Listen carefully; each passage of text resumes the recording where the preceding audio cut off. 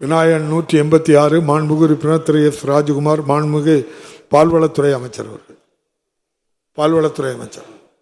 மாண்புமிகு பேரவைத் தலைவர் அவர்களே, மயிலாடுதுறை தொகுதியில் பால் உற்பத்தி மிகவும் குறைவாக இருக்கிறது. 5 பால் உற்பத்தியாளர் கூட்டுறவு சங்கங்கள் தான் இயங்கி வருகிறது. இதன் மூலம் நாளொன்றுக்கு 800 லிட்டர் பால் கொள்முதல் செய்யப்பட்டு வருகிறது. மயிலாடுதுறை புதிய மாவட்டமாக இருப்பதால் பால் உற்பத்தி அதிகரிக்கும் சூழ்நிலையில் ஒரு பால் குளிரூட்டும் நிலையம் அமைப்பதற்கு பரிசீலனை செய்யப்படும். மாண்புமிகு உறுப்பினர் எஸ் ராஜகுமார் இருக்கையில் இல்லை. மாண்புமிகு உறுப்பினர் நிவேதா முருகன். நிவேதா முருகன் உட்காருங்க. மாண்புமிகு பேரவைத் தலைவர் அவர்களே, மயிலாடுதுறை தொகுதி மன்னமந்தலில் பால் குளிரூட்டும் நிலையம் ஏற்கனவே இயங்கி வந்தது. அதை மீண்டும் துவங்க வேண்டும் என்று மக்களுடைய கோரிக்கையாக உள்ளது.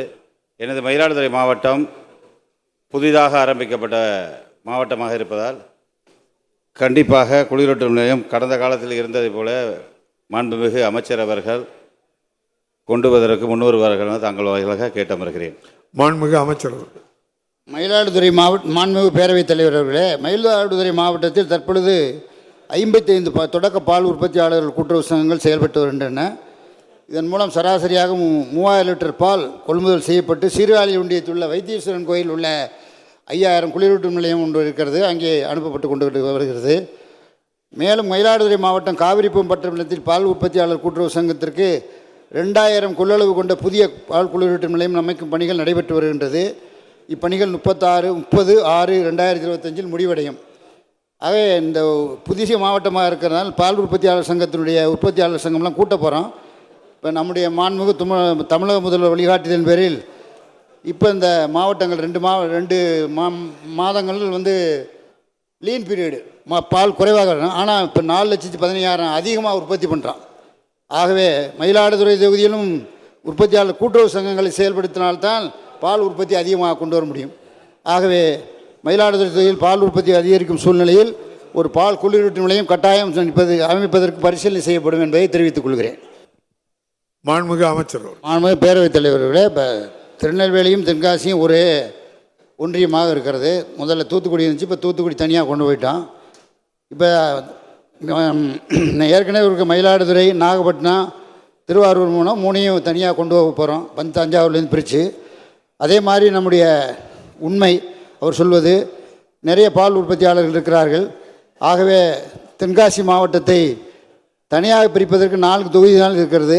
ஆகவே நிச்சயமாக அந்த பகுதியில் உள்ள பால் உற்பத்தியாளர் கூட்டுறவு சங்கங்களுக்கு அதிகமான பால் உற்பத்தி செய்வதற்கு ஏற்பாடு செய்து நிச்சயமாக அவர் சொன்ன கோரிக்கை நிறைவேற்றப்படும் என்பதை தெரிவித்துக் கொள்கிறேன்.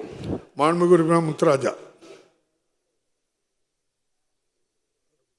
மாண்புமிகு பேரவைத் தலைவர்களே, புதுக்கோட்டை சட்டமன்ற தொகுதி கரம்பக்குடி ஒன்றியத்திற்குட்பட்ட முள்ளங்குறிச்சி ஊராட்சி கோட்டைக்காட்டில் பால் குளிரூட்டும் நிலையம் அமைத்து கொடுத்தால் விவசாயத்தை வாழ்வாதாரமாக கொண்ட கரு வடதெரு, கரு தெற்கு தெரு, கரு கீழத்தெரு, வனக்கன்காடு, திருமணஞ்சேரி, கணக்கன்காடு, பட்டத்திக்காடு, இலகிரி விடுதி, பொன்னன் விடுதியே ஆகிய ஊராட்சி சுற்றுவட்டார விவசாய பெருங்குடி மக்கள் நலன் பெறுவார்கள்.